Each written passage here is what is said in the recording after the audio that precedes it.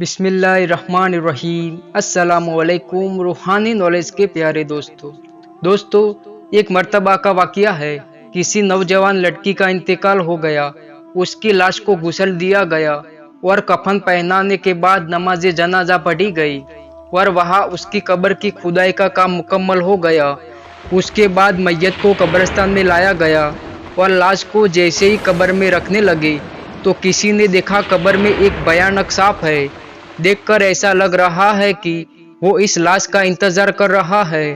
ये देखकर सब लोग डरने लगे और घबराने लगे। उसके बाद उन लोगों ने कब्र को बंद कर दिया और दूसरी कब्र की खुदाई की काम की।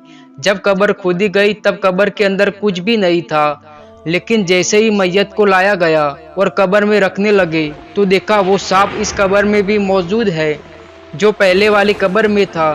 उसके बाद उन लोगों ने तीसरी कब्र खोदी, लेकिन उस कब्र में भी वही सांप नजर आया। उन लोगों ने ऐसे ही बहुत सारी कब्र खोद डाली, लेकिन हर एक कब्र में वही भयानक सांप मौजूद था। फिर उसके बाद लोगों ने उलेमा इकराम से बात की। फिर मौलाना साहब ने बताया कि उस लड़की की दुनिया में बहुत बड़ा गुनाह किया होगा। उस गुनाहों की सजा अल्लाह ताला उसे दे रहा है। तुम जहाँ भी कब्र खोदोगे इस सांप को वहाँ मौजूद पाओगे। तुम लोग उसे उसी हालत में दफन कर दो।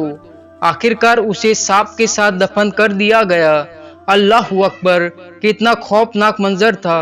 तदफीन के बाद सब अपने अपने घर चले गए, लेकिन कुछ लोगों के दिल में ये बात सताने लगी कि आखिर इस लड़की ने ऐसा गुनाह कौन सा किया होगा जिसके लिए उसे ये सजा मिल रही है।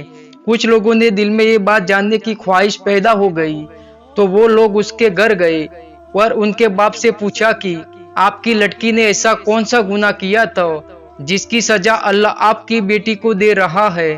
ये सुनते ही उसका बाप रोने लगा और रोते हुए कहा, मुझे ये बात बताने में शर्म आती है, लेकिन तुम लोग सुनो और अपनी बेटियों को समझाओ, क्योंकि और लोगों पर ये अज़ाब ना आए कि मेरी बेटी दुनिया में बेपर्दा रहा करती थी और अपने चेहरे पर मेकअप लगाया करती थी और होठों पर लिपस्टिक लगाया कर बाजारों में गैर मर्दों के साथ घुमा करती थी और लड़कों के साथ झूठी मोहब्बत किया करती थी।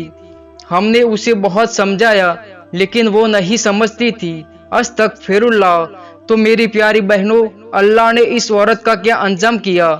इसे खौफनाक अजाब दिया गया ताकि बेपर्दा घूमने वाली औरतें इस वाक़ये से सबक हासिल करे और गुनाहों से तौबा करे। दोस्तों, मौत का मजा हर एक को चखना है और कब्र की अंधेरी कोठरी में अकेले जरूर जाना है, लेकिन हम दुनिया की चमक दमक में कब्रों को भूल गए हैं। लेकिन कब्र हमें हर वक्त याद करती है। दुनिया में अगर हमें मच्छर भी काट ले तो हम बर्दाश्त नहीं करते, तो कब्र में हम सांप को काटने को कैसे बर्दाश्त कर पाएंगे।